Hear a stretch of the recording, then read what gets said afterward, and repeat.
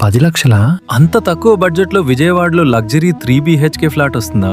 Yes, 10 లక్షల down payment తో ఈ లగ్జరీ 3 BHK ఫ్లాట్ కి మీరు ఓనర్ అవ్వచ్చు.